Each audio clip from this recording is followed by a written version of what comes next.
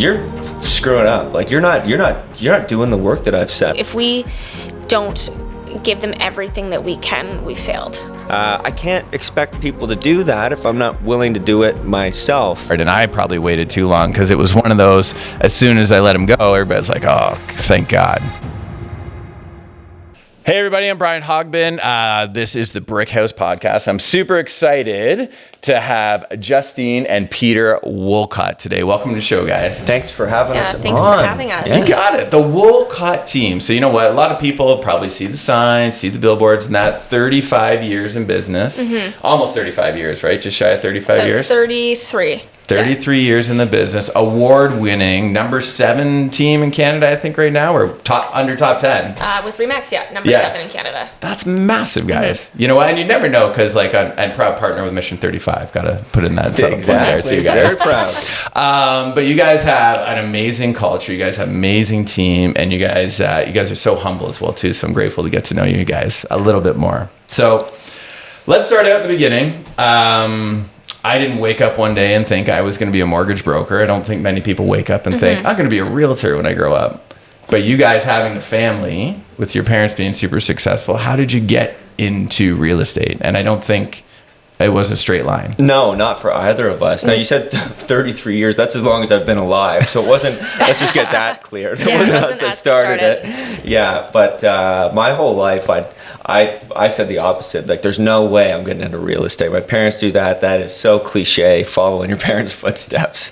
But so it was a no at first? It was a no all the way until I was like 20. And then it started to, you don't really realize what's going on. Like, you don't see the inside of the business. You don't realize how significant it is. And then as soon as you start to clue into it, you start to wonder, like, geez, maybe there's something there. Like, that seems really interesting. They've got a real business, and more and more interest develops until, okay, maybe I want to get my real estate license. And that's kind of how it happened from me. Oh, right on. Because you graduated, did you go to college, university? Or? I went to Carleton for psych, which is what you choose when you have no clue what you want to do. So did a little bit of that for a couple of years, didn't finish. And then, like, honestly, I was tired of being dead broke and eating ramen noodles all the time. So I think real estate was an easy path to that. Right on. Yeah. What about you, Justine? I know you had different trajectory. My path was also very different. I railed against it for a long time. I went into journalism and PR, wanting to work in that world. And I lived in Toronto for 10 years, worked in PR and in fashion and consumer goods.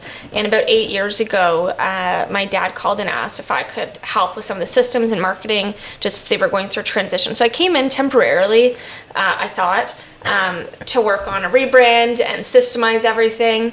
I honestly didn't live in Toronto until about 3 years ago because I was so, thought I was not going to be there full time. But along the way, I worked on my license, I got my broker license, and I couldn't really fathom the idea of going back to a quote-unquote, like, normal job. I've really enjoyed the path that we've been able to carve out there, and kind of what Peter said, it's a really incredible business that our parents grew. Yeah. So we're very fortunate to be able to jump in, roll up our sleeves, and take on the project as we grow it as well. I love that. I got a question for you too, because I got a girl who's 9, my daughter, my light of my life, right? And I think it'd be the best thing in the world for her to come work with me, right? And be like, you wanted to work at Mission 35? She's like, no. Yeah, right well, now, that's what I would have said it now. Yeah. But so I'm still planting the seed. But what did your parents do to get you, like, how? Because you guys both love it right now. Yes. Like, I see the passion. I see what you guys do. I know you sort of grew to love it, but what could a parent do, or what did they do that sort of led you there? Well, I think what was really important is we didn't feel the pressure to join in. So I gotta stop saying that. Yeah. Okay. Yeah, Got it. Noted. All of us, we have 2 other siblings as well. We were all able to kind of chart our own path and decide where we wanted to. And I mean, funnily enough, we all ended up working there. But we all went into school for different things, like journalism and psych, and our other sister did rec and leisure. But we all were able to figure out what we wanted to do, and it all ended up back in the family business. That's wild. And I think part of it is also we all get along really well. I think that our family dynamic lends well to working together. which made it a safe place for us all to end up. I think if your daughter's anything like me, whatever you pressure her to do, she's going to do the opposite. I'm getting that, Peter. I'm getting that. So I'm going to stop that right now. There you go.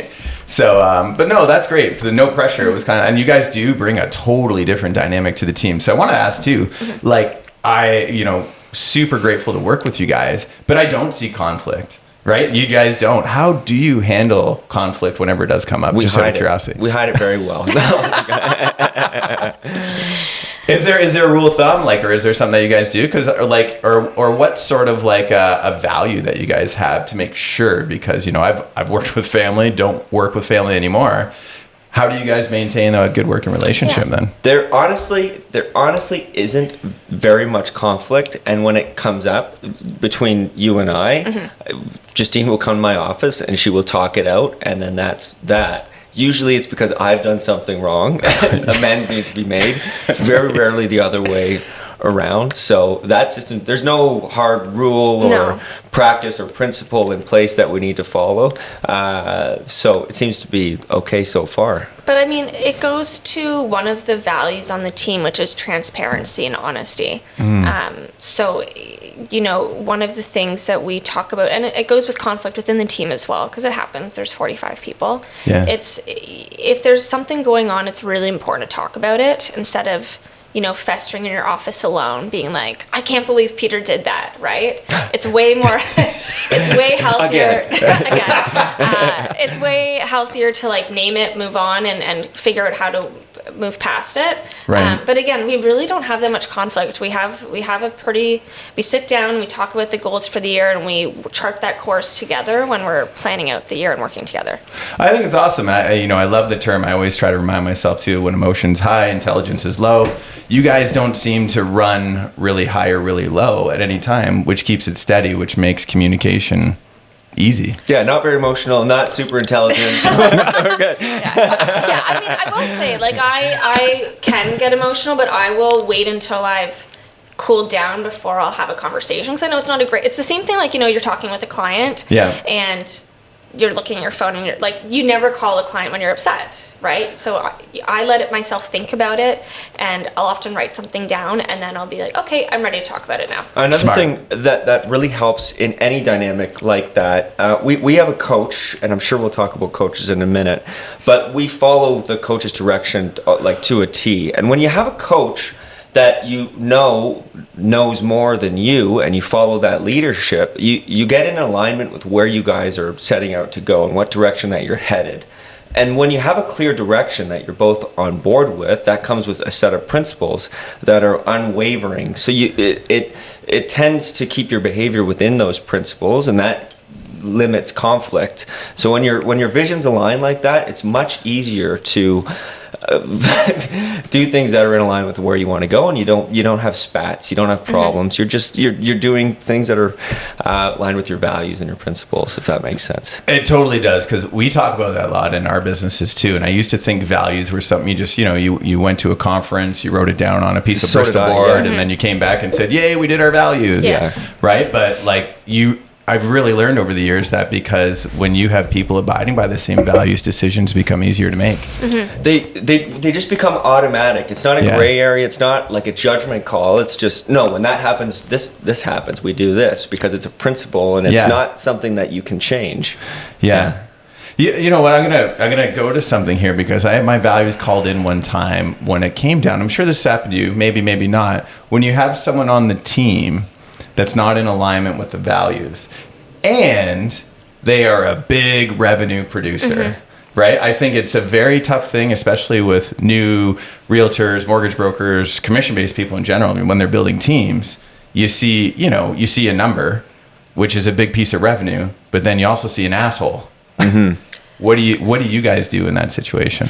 That can be very painful if you aren't. If you don't have your principles ingrained into your psyche, that's a very painful decision to make, because it's a numbers one, it's an emotional one that you have to make. And we had that like years ago. We had several top producers that they were coming towards the end of their career with the team, which happens, and they weren't into the culture of the team anymore. And so a lot of the stuff that they were doing wasn't great for the culture, it wasn't great for the other agents on the team. And, we didn't do our best job of showing them the door, if that's fair to say. Yeah. I think when it should have been done. Now I think we've done a much better job. You stick out like a sore thumb when that stuff starts going on now, and we will, like, I don't care if you're doing $3 million, it's not worth it to us. Like, we have a great responsibility to the other agents on the team to do very well there, and it's not fair to them to keep this person that's way offside in the things that they do. Yeah, and we meet together with the management team, so our parents as well, and to kind of talk about whatever conflict like that may happen, and make sure that every decision is made for the group versus the individual. So you'll have a discussion about it, sort of say, this is what I think about this situation. And it's almost like a sounding board, right? Like, is this true? Is this, do you see the same thing that I'm seeing with Joe, Bob, Sally? And if a name keeps popping up, you got to look at it closely. Now, I mean, are we perfect at that? No, I mean, sometimes you leave people there that maybe shouldn't be there because the production numbers look so good. And, you let things slide that shouldn't, and you learn from your mistakes and you get better at it the next time. Yeah, certainly haven't figured it out 100%. I like what you said, though. It's almost like a muscle, right? It gets a little bit stronger. That's a great way to put it. Because you just said, like, and it resonated with me because the first time I did it was really hard, and I probably waited too long because it was one of those, as soon as I let him go, everybody's like, oh, thank God. Yeah. That's what you get out. Why didn't you speak up? Like, I was struggling with this, but you ended up saying it perfectly because it's like when you're a little bit, I don't want to say foggy on your values until they become really entrenched. Then those decisions, like, they're now, that much harder. 8 years later, 10 years later, however it is, it's easier for you guys to make that decision. Yeah. It's just like, when this happens, we do this. When this happens, we do this. Yeah. So it's a default, not a decision. And it takes the guesswork out of it. Like, our team knows all of the implications of what happened. If calls, it's the same thing. Like, if calls aren't made, the leads get moved, right? So it's if this happens with the culture, okay, maybe we're not a fit anymore. I love that because I think what you guys do a really good job at, because I never see ego in your office, right? You guys are very humble, and I find most of your agents are too. Hidden very well. You didn't pull up in a G-Wagon, did you, Peter? No, I'm just kidding. Absolutely not. No. But I think you guys do a great job. That question for you too, though, is another one. Are you guys still on the tools? When I say on the tools, like, you have sold real estate, you're at the kitchen table. A lot of people lead. Sometimes they stop selling as well, too. Are you guys still selling or not selling? We both sell, but not. That's not our primary focus. So, and I have never been a full-time agent. So I do a few deals a year to stay in it and stay sharp and stay fresh. Truthfully, most of my deals are personal. They come from my social media, or they come if the lead isn't dealt with. Those are where my deals come from. Peter and I don't take any leads from the team. And your deals are are basically the same. Yeah, so we still sell, mostly to keep the axe sharp and deal with people that we can't really say no to. The main thing for me, like, in terms of using the tools, is making the calls with the agents. Like, that's a huge thing. So I do these boardroom calling sessions Tuesday, Wednesday, Thursday, Friday, every week, 10 to 11. And you do it 4 days a week. We do it 4 days a week. That's awesome. And so we put a headset on, we go in the boardroom, and we're calling like cold leads in the database. I can't expect people to do that if I'm not willing to do it myself. And you get a hell of a lot of results from this stuff. Like, people are new to the team, are booking listing appointments. They're an agent on our team who's got less than a month on her license called somebody in the database cold. She went out and showed them properties on Friday. By Saturday, she had an offer. These things just wouldn't happen if, I'm not saying it's because I did it, but because there's a culture there of calling. And like, culture's like a little smoldering fire in the middle of the island. You gotta work it, you gotta stoke it, you gotta keep it going, or else it can go away. And that's one way to keep the fire burning. I love that. Yeah, and I think that shows great leadership there to actually hit the phones with everybody, right? Because you're getting rejected too, I'm sure. Oh, I'm getting rejected. It's so funny. All the time he's getting rejected. Do you think I'd be like a master? I mean, I'm okay on the phone, but I'm by far from the best. But I actually love doing it. Like, I've screwed up my mind so much that I love going in there and just eating shit. I'm not sure if I'm supposed to swear on this. No, that's fine. But That's good. you know, it's a game. You get good at it. You gamify it. When you pick up a good lead, it's like a dopamine hit. Yeah. Right. And the other agents feed off of it, and that just snowballs and keeps the train running. Is that a mandatory activity then? Because I feel like that's so cool when you see the leadership team doing something, getting rejected in the trenches too. I would want to go to that as part of the team. Is it a mandatory requirement, or how do you guys structure that? It's a mandatory activity for one person on the team, and that's me. The other agents, no, because as soon as you start making things like that mandatory, you've got people that don't want to be there. I want Fair. agents in that room that are excited about it. So not all 40 agents go. The board would be crazy. Right. But you get, this person comes this week and this person's in a rut, so they come in to try and drum up some business. For the first 4 weeks on the team, it is mandatory to be in there. I got to know that you have the stones to do that type of work. Yeah. And I want you to pick up on what some other agents are saying. I want you to get good on scripting, and I want you to generate business. Most of all, like that's the closest path, the fastest way to business at our team is in those calls. So. Yeah, and what's really interesting about those call sessions is, yes, there's brand new agents in it, but our senior most agents who've been in real estate, honestly, longer than Peter's been our top agent goes to it, so she can sharpen her skills and learn from what's going on in that room. When she's in that room, and you're not, you got to look in the mirror. Right. That's awesome. Yeah, that is really cool. I love that. That's like the best person wanting to get better, right? And I guess that's also a tool you can use too by having, because you guys are great at systems, by having that in place. If someone's not doing the production that you want, you can drive them to that. I guess you can't make, I guess maybe you do or don't make it mandatory for that person who's not producing. You say, have you been to a scripting class with Peter, or have you been to that? If somebody's really in a rut, like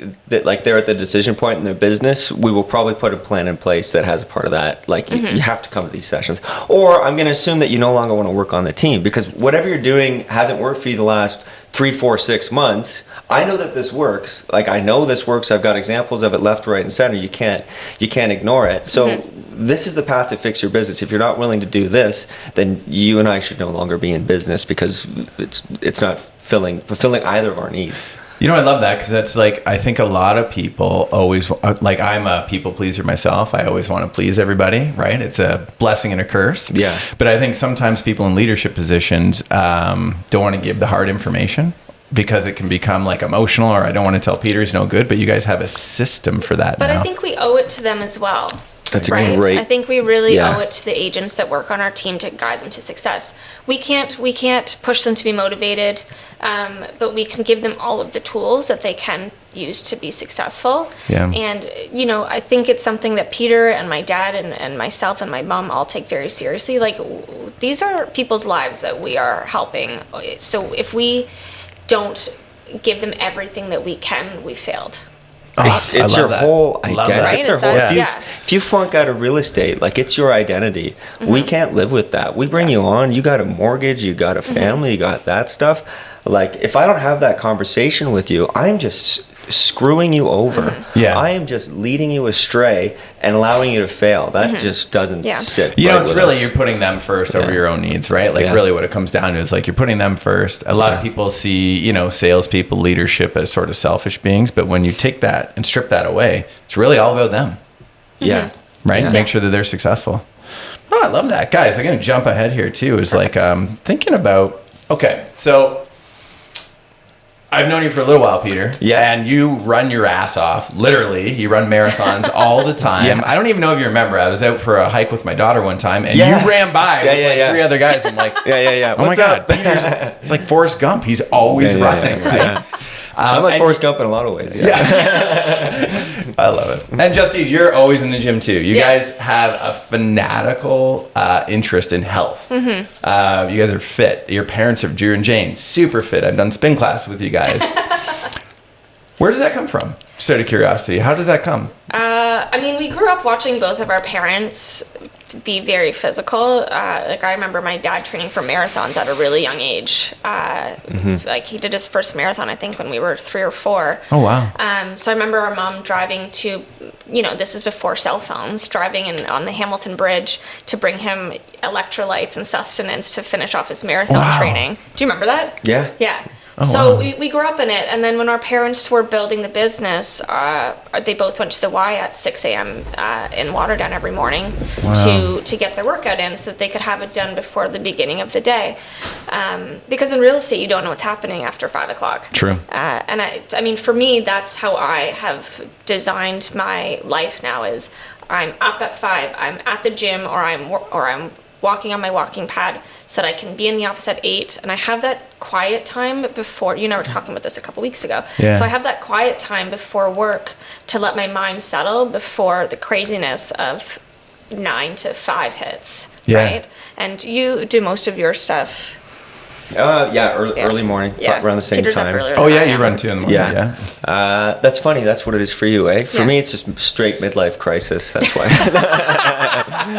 But like I didn't really start taking that seriously till I was like 30, and weirdly, me and luckily all my other friends, something just clicked, and we all just started running. But yeah, you can't ignore the fact that our parents are heavy duty into Yes. fitness. Like our dad's 63, and he looks like the Terminator. Oh, he's great. I was literally, because I do a lot of research on this stuff too, and I was talking to Drew about the Norwegian 4x4 and how you do 4 minutes intense cardio, 4 minutes off, and it's supposed to reduce your cardiac age. Yeah. And I'm 46 looking at it, and he's like, oh yeah, I'm doing that. High I'm intensity like, training, I'm like, wow. Oh, right? he researches everything. If you have any health questions, go to Drew Woolcott. Yeah. And so now He's the new Dr. Oz. Yeah, exactly, Yeah, right. I love it. The office used to be like when I first started, even back in the day, it was like any other sales office. It was like party, like let's go out together and all that stuff. And that's like that culture has changed. Now it's much more. I mean, we're not 100% there yet, but it is much more about like health, wellness, fitness. I mean, that's changing in the world too. But you can see clear examples of it on the team. We've got this fitness challenge, which has been destroying us, but the whole team is into it, which is like 30 minutes a day and 10,000 steps. Oh, but nice. Rather than people having conversations in the kitchen about, how hungover they are and what a blast that was on Friday night. It's like, how long do you cold plunge for? Okay, and after that, and then it's 100 push-ups. Okay, and you do them in sets of 20, right? And that's the culture of the team. More and more. And it's important. It's great. It's funny to see. Well, it's funny to see that change. It's funny to see the shift in like eating habits. Right, before everybody would and it's not like, again, I love takeout when I get it, but like we bring lunches every day and breakfast, and I think the whole team has kind of shifted slowly to that. Like the fridge is full of people's lunches every day now, and it's not to say that we don't like to have a drink or two. Like our team, I think it's really great that our team loves hanging out with each other. We just went to the Dominican together. It was so much fun. That's awesome. The health focus is just permeating through. We also have a gym in our basement. Oh yeah, that helps. That we do, for the last year, we've done a class with our agents or with the team, and that started to really kickstart the health and wellness focus in the office. So that's what, when you guys, did you put the gym in, or was that been there for a while? Yeah, it was being rented out, and Christine was running fitness classes out of there, and we decided why don't we do a group of Woolcott agents every Friday? Yeah. So it's great, and a lot of agents come out of their shell. People that wouldn't necessarily go to the gym are joining that, getting out of their comfort zone, and then they get a little taste for it. Now they're into it, and they start doing different things in their life. So it's cool. And it sounds like a lot of times people, I think, in a lot of industries, not just ours, quit too early. It sounds like that cultural shift didn't happen overnight. It was kind of like obviously started with your parents. It's you guys live this way, and it doesn't sound like you're barking at them to live this way. You're just leading by example. Yes. Or are you telling Well, you Right. can't stand on a mountain and tell people you must do this, you must eat healthy, you must do this. It's much easier if you lead by example, whether it's calls or fitness or whatever. It's also a matter of finding the right people, and that's a big deal. Is that something you look like when you guys are hiring someone? Do you say, one question I realize I ask, it's not a deal breaker, but it's just information. I always ask, what extracurricular activities do you do? Because if someone doesn't do any, doesn't mean they're good or bad, but as opposed to someone, we've hired people that play basketball and play baseball and play this. All of a sudden, my dad used to have a saying where it's like, if you want something done, give it to a busy person. because they'll get it done. But it's like, do you guys look for any of those things when you're hiring or bringing team members on? You know, now that you say that, I should start adding it into my regular interview, because I don't. I'm more just looking to get a general sense of character. I don't go deep enough on the extracurricular stuff, but it's not a bad idea to take that into account and see what they're doing. Because that is, like, we're always bringing on people that are in line with the direction that we're going, not necessarily where we are. And so that's what we're looking for. So I'm going to take that tip. I wish I brought my notepad. Yeah, I do a lot of the interviewing on the operations side, and that's definitely something, because we spend so much time together in the office, or we're an in-office team, right? Yeah. So it's really important to me when I'm building out that group is everyone can get along, right? I can teach the skills on how to do the operation side, but I'm curious on that, because how do you see if someone can get along? Because like a normal interview, we have some processes, like we put people through the ringer for in-house staff, like even for entry-level positions. It is like what's the ringer? Oh gosh. Well, so our first thing we do is oh god, now everybody's gonna know. But we give them a test. Okay. We give them a test. Yeah. But the test is super simple. The test actually has nothing to do. It's like, can you fill out this spreadsheet? just to see if they can complete it. Not even. It's how urgent do you send it back? So what we're really testing for is urgency. So we send it back and say, can you send this back within 2 days? What does 2 days mean to you? Yeah. Does 2 days mean a week? Don't even get an interview, don't not pass go, right? Do you send it back in a day? Well, then I love that, right? Yeah. Did you send it back at midnight in 2 days? Did you send it back at 4:59? Like, it says a lot about a person, because in our world, urgency is so important. So that's even before they get an interview, right? That's so a if good they point. pass, and if they do the test wrong, well, then they're not coming in, because it's a simple test. Yeah, right? yeah. The next one is we give them a simple task to video themselves answering 3 questions. Okay.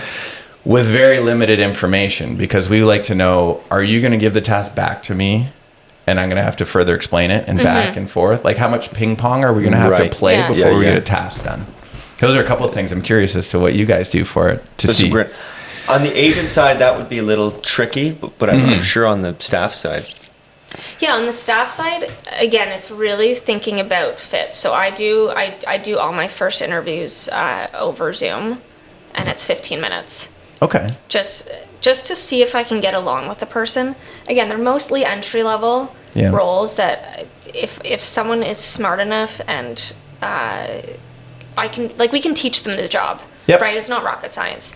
Sure. And then we do an in-person interview, usually with Peter and myself, just so I can have a second opinion. That's good. And I'll always ask the girls at the front, how was it? Like, how was this person when they came in? How did they interact? And the feedback is invaluable. And they'll also tell us for agents that are like, that person is not going to fit. Like, they were rude to us, they were whatever, because it's really important to me on both sides that operations team is treated like gold, because they should be. Whether it's somebody that's joining the team on the ops side or someone that's an agent. So that we get those kind of 3 pieces of feedback. But I really like this test idea, because the urgency thing is a really tough thing to find. It's I think fit's super important. Yeah. One thing we've also implemented, we've had a couple of people say no, but we still pay them for it as a work interview. We have them come in for 3 hours. Okay. And we'll pay them, right, to come in. But it's kind of like, I've hired the worst. I'm actually not allowed to hire anymore, because I'm the worst at it. I'm normally like, oh, I like Peter, I like Justine, let's hire them. They're great, right? But I'm really bad at it, so it doesn't get to me until it's almost a yes. Yeah. That's funny you say the 3 hour thing. I did that at kitchen once when I was a kid, and I didn't get a call back. It's probably a good thing. Sometimes I'm falling asleep at night wondering, was it because I didn't cook it or whatever? I don't know what it was. Didn't clean the pan well enough. Peter's meant for something else. On the agent side, a lot of coaches, certainly ours, like John Cheplack, will say, you don't know, you cannot tell. And we've made a lot of mistakes on hiring, saying no to the right people and saying yes to the wrong people. In our system, we have about an hour interview with the agent where we're going to walk them through all the stuff that we do to support them. And in that, of course, we're judging their character and trying to get a sense of who they are. From there, if that goes well, we'll have them meet with 2 agents on the team, usually a buyer and a listing agent. Oh, good. That's a good idea. Like, the agents on our team are, I don't want to say ruthless, but like, they have the most at stake. They're going to be the ones in the trenches working with the agents, so Right. they're going to give you very valuable information, and they're not cruel. That's not what I'm trying to say. Oftentimes the person's right. Sometimes I'll be on the fence. They'll say, no, this person's solid. Like, you got to bring this on. Sometimes I'll think someone's great, and they'll say, no, like, you might be making a mistake with this person. I'll hire them anyways. And then, but we have a pretty intense onboarding process in the first 3 weeks, and you can usually tell very quickly if somebody's in line with your principles in those first 3 weeks, and the relationship there. That's interesting. I mistook it when you first started saying it, but you're saying you give it to the people on your team to say, should we hire this agent? Second, You're not telling the incumbent to say, go talk to my team to see if you want to work here. Well, no. that's or it's a little bit of Peter both. organizes like a sit down at the office where it's the interviewee and the two agents they're sitting down in one of our boardrooms having a conversation for like an hour. for like 30 half an hour minutes, to an hour. So it's really, because then they're going to get the culture from the team. They're going to understand the process systems. They're going to understand what it's like. And then your agents on the team already will come back and say, oh, this guy's terrible, I like this guy or girl. Yeah, and we found that the incoming agents, they let their guard down when they're with the... They'll say stuff they didn't say to me, for sure. Like, honestly, right? Because like it's your peers. Yeah. Right? Yeah, that's invaluable. Yeah, they'll say to me, I'm going to work hardcore, like 8 hours a day, 9 hours a day, 10 hours a day, whatever it takes. And that's like, so how often do we really need to come into the office when they're talking to the Totally agents? different. That's smart, really smart, right? Yeah, and it's important we learn that information because, as I said earlier, we're an in-person office. Like, Peter and I are in the office 5 days a week. Our operations team is in the office. Our high-performing agents are in the office. This morning we can't get, like, on Monday mornings we can't even get a parking spot anymore. Right. And we think that's a really big piece to the success, especially for somebody that's new joining the team. They've got to commit to coming into the office and being there in person. I love it. You mentioned about coaching before, so you mentioned Shep Black. Is because I had Shep Black as a coach in the mortgage world, but not him, but I had Saneet. Oh, Saneet. We used to coach with Saneet. Did we know that? No, I don't think so. No. Yeah, That's I hired him. hilarious. That's It so was funny. funny because, like, I remember he was not cheap by any means. It's Yeah. very expensive coaching. Yes. And I remember, and I was like, oh God, someone told me to try it. I did it because he's more, I think he has a mortgage company too, but he's more real estate focused. Well, he's got everything going on. Right. I don't know how he does it. Yeah. I swear to God, I got the everything I needed within the first 10 minutes. Of, like, not everything I needed, but I got so much value in such a short time. Yeah. So I'm just... Every week, so we coach under that John Cheplack sphere, so we have some interaction with Cheplack. We go to their events. I mean, we've been following John for a long time, but our go-to, our coach is Saneet Agarwal. And I don't know how he does all the things that he does. I have no idea. But every week, so we meet with him weekly, and he's always got stuff. Like, you don't get it. Like, this is the program you need to use for this. Oh, you haven't, and he's not that old. Meaning, like, he's just got like sage wisdom. Hate that you said that. Well, he's got, it's a compliment. He's got like sage Like, he's wisdom wise. of somebody Yeah, who's he's lived wise. He's 5 very wise, lives. yeah. I can't hope to figure out all these things Yeah. that he's figured out. Yeah, and he's- that's on top of like other businesses that he's running. Yeah, but like he runs a very successful team. He runs a mortgage team. He runs a title team. He does a coaching business. He speaks all the time. And then there's us virtual who are, like, assistant business. He's got virtual assistant business. that's scratching the surface. And then we come and we're like, we don't have enough time, right? It's like, no, we don't have enough. And we go every week. Sometimes we don't really know what we're going to talk about, and we get like these little wisdom nuggets that are invaluable to us. It's really helped us drive our business forward and succeed in a really down market. Yeah. And I think a lot of that is just having that dialed in focus with having the coach to keep us in line. Wisdom is great, but like he follows through on the execution of it. So Like the accountability piece Yes. to it? Or? less so. I mean, yeah, it's accountability, but we're not really paying him to be like, we can tie our own shoes for the most part. But Love it. He helps you with the concrete execution because he's done it, which is very valuable. He's not throwing Hail Marys, things that he hasn't done. He's like, no, watch, look, I did this. I hired these guys in Mexico to make calls for me, and then and so you can see examples of it. And so you have faith in what you're doing. I like that. I think it's like important for people to understand what coach you're looking for, right? Because some people, to your point, do need help tying the shoes. Like some people be like, I'm not going to go to the gym unless Peter's there or Justine's there, and then I'll go with them because I'm going to lay in bed. Yeah. But some people be like, I'll go to the gym, but I don't know what to do. right? Like you need to Yeah, know that's a good which coach you're analogy. looking for. I think if you need a coach for accountability, you got to do some deep work on yourself. I don't think that's what a coach is for. Yeah. In real estate. I disagree with that. Like, I think that part of the reason why we've both been able to figure out what lane we are working in and staying within that lane is because we have that accountability piece. Like, if we get too off target, Sanit will guide us back. Yeah. Right. Fair. Right. We don't need, like, you don't need Sanit to say, Peter, you need to make 15 calls this week. But it's more like staying in the lane and staying committed to the things that are important and That's driving very the true. business Staying forward. consistent with that stuff that you set up to, yeah. Yeah. Guys, that was an excellent example I of know. conflict resolution. You were right gonna there. say That it. was a you were healthy gonna say disagreement, healthy acknowledgement. Anyways, okay, I'll move on from that. That was great, though. Imagine they were all that healthy. Yeah. We're going to talk about this later. Yes. I'm just kidding.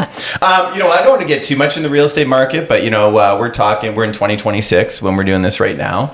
Is real estate still a good investment? We've seen the up, we've seen the down, we've seen all around, right? And in short period of time for you guys being in the business in comparison to your parents as well too. What do you guys think when someone comes and says, is real estate still a good investment today? Yes. Oh my God. Okay, we're done. For a multitude of reasons. I think people, it's really, really easy to get stuck in the doom and gloom of the headlines and what's going on with the interest rates, etc. But if you distill it and look at everything, like to buy right now a detached house, I'm just going to talk about Waterdown because we just had a meeting about it, but to buy a detached house in Waterdown, you're saving $200,000 off of what it was a few years ago. Wow. Your mortgage rates are roughly 4%. Yep. Let's say on a 5-year fixed. Like, that is very good compared to historical mortgage rates. And if you're looking to live in it, like if you're looking from either a primary residence or from an investment opportunity, as long as you're sitting on it and holding on to it for a number of years, it doesn't really matter, right? You're going to see that long-term growth. It's when you're trying to time the market and beat it, right? And right now it is a great time to buy a condo because it's rock bottom prices, and we're starting to see these cash flowing opportunities. Like, there's many properties right now that are duplexes that a few years ago wouldn't cash flow, but now they are. And there's opportunities abound, especially in the Hamilton Burlington market. Yeah, I agree. We talk to a lot of buyers that are in this pickle. They're not sure. I got some money laying around. I'm not sure if I should put it into the real estate market. Even if it starts to go up from here, it's only going to go up something like 5%, and I can get 8 to 10% if I just do an ETF or whatever. What people, like smart people, anybody, that fail to realize, and it's so simple, is just leverage.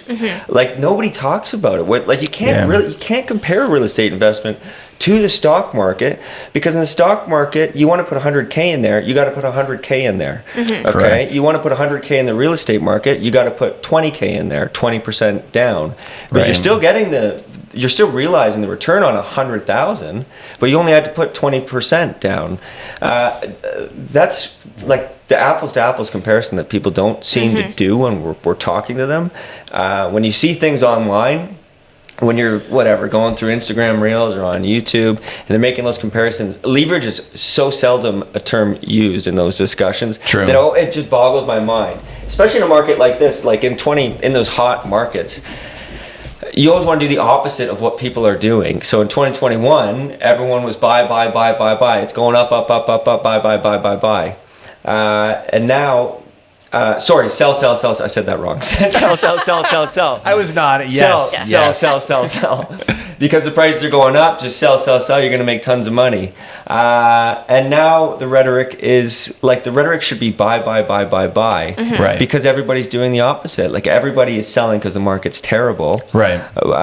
But the best deals I've ever seen, you're seeing all kinds of houses that cash flow right off the rip with 20% down because of financing, and the rents are good. Yeah. And what we're not seeing is people refinancing their house rather than selling because it's a terrible time to sell, but the bank will often give you sometimes more than what the current market value is because it's gone so damn low that it makes sense to hang on to your current house if you want to upsize, rent it out, take the equity out, take 80% of the equity out, and turn that into rental because the rents are good. I mean, those plays were being done in those hot markets, but they almost make more sense now when you do it do it on paper. So I find that funny, and the people that acknowledge that are doing well. Yeah, I agree. It's funny that you say that too. Just the keep your existing, refinance, and buy. This is the first time in a long time that we're starting to see that strategy again, right? It's been a long-term strategy. That's how I did. I kept refi, buy. That's how I got my Mission 35 house that I sold and paid off, is because I had a duplex, refied it, bought another one. Yes. Right? If you got a $500,000 house that you think is worth $500,000, maybe on paper it's worth $5, but let's face it, right now buyers are only going to give you $450 because they're ruthless. You can go to the bank might appraise it at $500 because they don't know, like, to the day what the market value is, which is how quickly it's changing. Yep. And so now you've got $50,000 more than you would have if you sold it. Anyway, it's fascinating. I like that. You know what? And I think too, it's like, we talked a little bit about it, but it's just like, I think, you know, I'm still a firm believer that the home is the biggest asset that anybody's going to ever purchase. I think it's probably one of the biggest wealth builders that most Canadians will have. And I honestly think something that nobody talks about is the character it builds for you too, is that to save up for a house, you have to budget. Just to buy a house, you have to go through so much negative adversity, all your friends, other people saying it's terrible, and you have to go against the grain today to buy a house. That builds character. And like, when I look at your parents, my parents, generations of owning a home, what did it do for them? It gave them stability, it gave them financial acumen, it gave them discipline, it gave them resilience. Like, you can't, there's no other investment in my mind that you can put a price tag on those things. Yeah. I think, like, just jumping off that, like, with a first-time buyer, it's also really important for them to understand that you're probably not going to buy your forever house. And that's kind of the hurdle that I think a lot of buyers have to get off of. My first condo was 390 square feet in downtown Toronto. And I also, like, I couldn't go for dinner with my friends. Did you say 390 square feet? 390 square feet. Wow. It was great. I bought it for $240,000. But, you know, I couldn't go for dinner with my friends. I had to have them over to have my $10 bottle of wine because that's all I could afford. But it allowed me to buy... I refinanced it, I bought another condo, and then I leased that out, and then I sold both of them, and I was able to buy my house in Hamilton. But neither of those are my dream place, but they allowed me to get to my kind of place that I wanted to live in for a long time.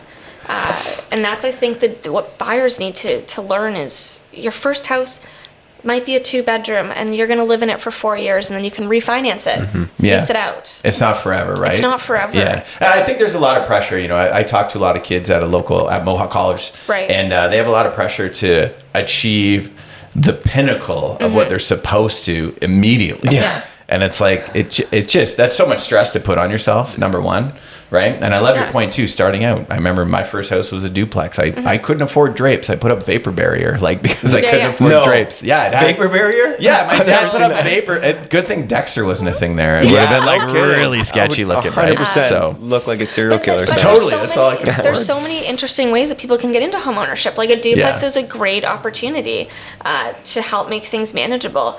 And it's really important when people are making that first purchase or upgrading is to make sure that it's financially makes sense, because, like, there's no bigger fear than being house poor and not being able to afford your mortgage. And you know what? It's funny around that too. I agree. And I think a lot of people project that fear before it even happens, right? It's like, what if I can't afford it? Well, guess what? You'll probably find a way. Yes. Canadians are so resilient with mortgage payments. They'll stop paying their heat, hydro, other things. Heat, maybe not right now. Yeah, maybe not right now, right? But I'm just like, you find a way, right? And it builds confidence to do those things, right? Yeah, and character. Yeah. So question for you guys too, where we're getting towards the end. What is the goal for Woolcott Real Estate? Like, if you were to blow it out 10 years, I've heard you guys talk about a 10-year plan. What does that look like for you guys? I'll let you take silence. Yeah. I have a board in my office that sets out our 2027, 2030, and I think it goes to 2035 is how far out it goes. These things have always changed, and they're just numbers on a page. And what we've kind of realized, and I alluded to it, is that the most important thing is bringing on the right people on the team. And second to that, or at the same level of importance of that, is having our agents do as well as they possibly can. So our targets are less so about, we want to double the agent team to 100 agents, and we want to get to 30 million in gross revenue. I mean, there are those numbers, but I think what we want to get to is something like 60 agents in a couple of years. Yeah, I think it's sustainable growth. Which isn't a big, when you see what some of our competitors have done, like they've doubled their agent size, but what happens there, no matter how well you do it, because I'm talking about great operators, don't get me wrong, but you sacrifice in a lot of cases the deal and income per agent on the team, and the quality and the caliber per agent and the reputation per agent, and these are things that we won't back off of. So what we found is we want to grow 15 to 20% per year. Yep. When we do that, and you bring on the right people slowly and in the right way, the deal count, counterintuitively, the deal count per agent actually goes up. Like it was highest last year than we have ever seen it on the team on average. I think it was 14 transactions per agent, and that includes people that have wet ink on their license. That's awesome. So it's everybody. So when that deal count per agent starts going down, you got to stop what you're doing, and you got to start making improvements and maybe slow down on the recruiting side until you manage your growth with a little more responsibility. I don't know if that really answers your question. I mean, the view is sustainable growth. Yeah, of about 15 to 20% a year. Yeah. Which is really how that business has grown. Right. Save for 23 and 24, which were challenging years that we've recovered from. But that business has always been the focus, is 15 to 20% growth. One here. What's a belief that you quietly changed your mind about over the years? Calling. I'm going to keep repeating myself. Yeah. Okay. Okay. Okay, I'll let Justine go. Peter's made a big change in the business that I honestly didn't wholeheartedly believe in when we first started doing it, which was this shift to dialing people every day and dialing cold leads, because it felt like these are people that had been, in my head, worked. They'd been texted, they'd been emailed, they'd been called. And I mean, we were coached into it, and Peter took it on with gusto and has done this calling every single day for 2 years now. Wow. 2 years? This is year 3. Yeah, this is year 3. And he changed my mind about it, because I didn't think that he'd be able to, it's a very challenging thing to lead people in a calling session and guide people to come into that. Yeah. But he has totally changed the way that agents think about it, and in turn the way that I think about it. I still haven't joined him for a follow-up boss calling session, but it's remarkable how that has changed, and I'm a wholehearted believer in it now. That's awesome. For me, that's a tough question to answer. My beliefs are changing all the time, but one big thing last year, I always kind of did goals and sort of believed in them and wrote them down, but I never really understood, and therefore never really believed that they were. I never really understood the mechanism behind what's going on, and I'm not pretending that I do. I still don't really, but I listened to this Jim Rohn, what is it? His collection, the Ultimate Collection. Yeah. We've talked about this. Yeah. And I don't know if he necessarily says it, but what became clear to me was that the whole part of goals and writing out who you want to be and who you are is you're training your subconscious to do things that your conscious can't. So I mean, look, by default, I'm the lazy guy on the couch eating chips, watching movies, and I got to constantly fight that person. And what I've realized that I didn't before, and that changed my belief, is that when you focus on these things that you want out of life, either you write them down, you read them out, you have them somewhere, your subconscious starts taking the wheel more and more. So the lazy person eating chips on the couch isn't the one in the driver's seat. It's this person that wants this for the business and wants this for his life and wants that. And so your base level for activity just goes up by default without having to make a conscious effort, if that makes sense. It does totally. Sense. I love it. Yeah. I resonate with that as well too, because I've got a super highway to a negative son of a bitch. I can just be so negative, and people don't believe it sometimes, but I can be the absolute in my head. But because of those rituals, you know, they change you, right? So that's cool. I can really resonate with that. And it's changed too. And I also know something too, and this might resonate with you too. I used to think of myself being lazy, but I still have lazy moments. Yes. But I'm not lazy. Like I might, like yesterday, I had a couple lazy moments. I'm not going to lie, right? But I'm by far a lazy person. It's just a little distinguishing thing that I had to put in my head. There's not much separating me from someone that just could just do nothing, constantly fighting it. But I mean, that's the good fight, I guess. Okay, one book that you guys would recommend to people. I'm a huge reader. I think you guys like that too. What's one book that you would recommend to? Justine reads way more than me. I do. I read like 2 books a week. Oh, wow. Yeah. Cover to cover, like Cover to cover, no audiobooks. wow, that is impressive. I spend a lot of time on my walking pad. Yeah. Right? I'm just finished up Atomic Habits. Highly recommend it. James Clear. That's a it's great very, very one. good. Yeah, I love that one. And another one that I'm working through for the 3rd time and trying to just really internalize it is the 5-hour work week. I know it's like a very cliche one, but I find my biggest trouble is letting go of things and trusting other people and systemizing out my job. And that is something that every time I read this book, I learn more and more about how to elevate that part of me. Oh, I love that 5-hour work week. It's been a while since I read that one. That one's good. Yeah. The last thing that I read was the nutrition facts on the yogurt I ate this morning. So it's 22 grams of protein and a cup of yogurt. High protein Greek yogurt. I like that. Yeah. This isn't a book, but it's on Audible, so it counts as a book. It's Jim Rohn, The Ultimate Collection. Like if you haven't listened to that, listen to that. It's so long, so you can listen to it like when you're doing all kinds of things. It will change. It will change the way that you think about goals and where you're headed in life, and cause you to think. And then spend like 5 hours at the library by yourself, thinking about what you want out of this life, where you want to head, what you actually want, what status you want to elevate yourself to. The book is useless unless you spend that time doing the deep work on yourself. And there's going to be some ugly shit you come across when you're doing that work on yourself, but it's worth it to face it and then move on from there, and then you can start getting to where you want to go and be who you want to be. That's awesome. I love it, because Warren Buffett's got a quote, and he ends up saying that the most valuable job in the world is thinking. And it's what you just said on there, which so many people just don't take that time. I had another coach that said, slow down to speed up, and you nailed it there. It's like, take that time and think. It's so just think for a little bit. Sometimes after a day, I'm like, after a week, I'm like, I don't think I've actually like thought about anything. No. I've just had You're just input. do.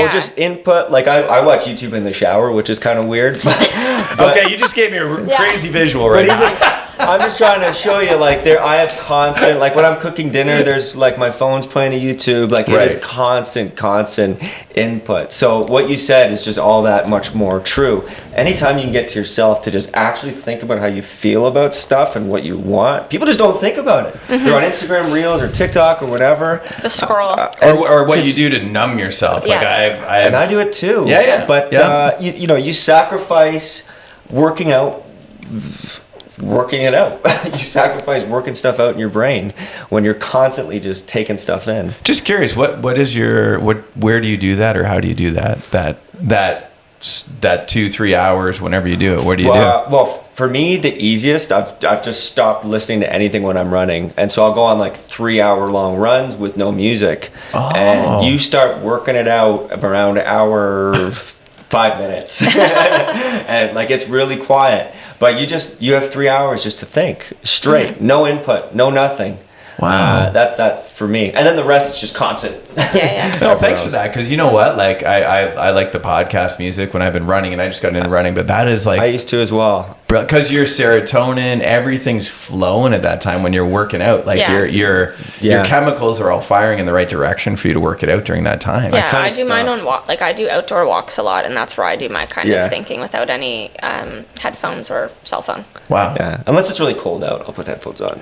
What would be the number one skill or attribute people can grow in order to become successful? Number one skill or attribute that people could grow?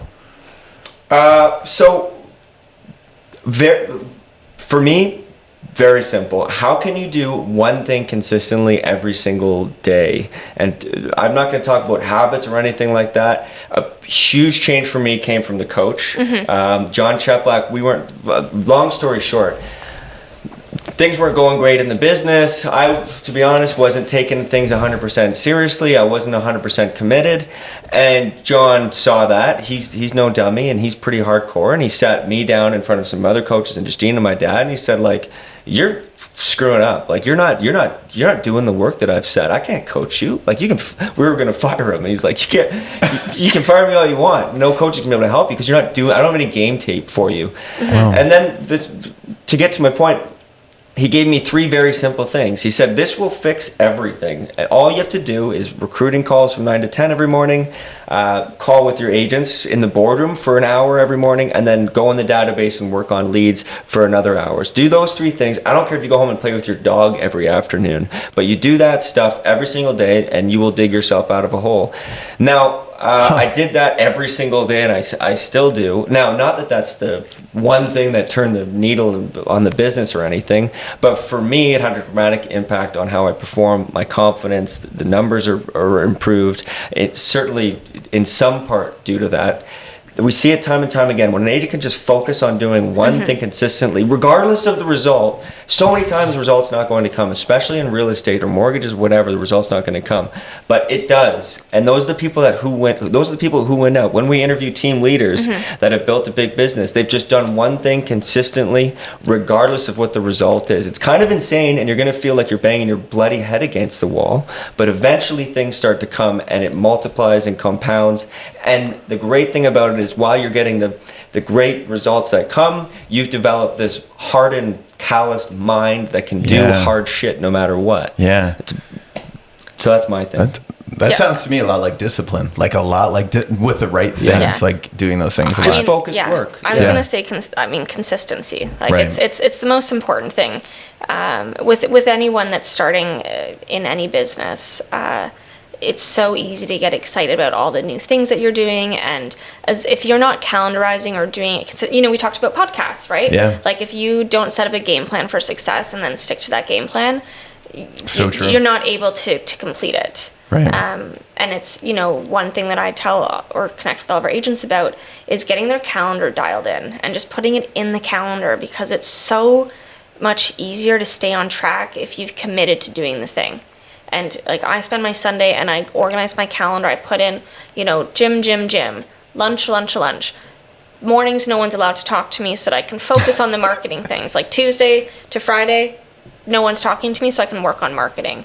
And then my afternoons, kind of what Peter said, like those are meetings. That's where I'm available and open. But it's because I allow the mornings to be the work time. But honor your bloody, so many times, honor your bloody calendar. Yeah, honor the so many calendar. times agents come to me with a beautiful, color-coded, timestamp calendar that's going to make them $500,000 this year. But then they commit the mortal sin, which is allowing that little time ticker go by a calendar event and not actioning it. Like I know I was going to do 5 calls in that half hour, but somebody emailed me and I had to look up property values in Cambridge. Okay, you've just, now your brain thinks the calendar's not important, and you just throw that whole fancy color-coded calendar away because it's worthless to you. You have to be 100% committed to whatever you put in there, which sometimes means it's not full. It's just base set, small things that you can manage and execute on 100%. Yeah. Guys, I just want to say thank you so much for you guys taking your time. You guys give nuggets of gold without fear of anything, right? Like, and I really appreciate and respect you guys and honor that, because a lot of people in this industry and many industries hold things tight. You guys let everything go. Well, maybe it'll come back to bite us. I don't know. I don't think so, because I don't think that, like, I think most people can only execute maybe 1% to 2% of what they learn. That's why you got to hear it again and again and again. Yeah, I think it's best to come from a space of like contribution. Like we all do better if we're all growing. Yeah, totally. Guys, thank you so much for your time. Thanks for everybody for listening. Cheers.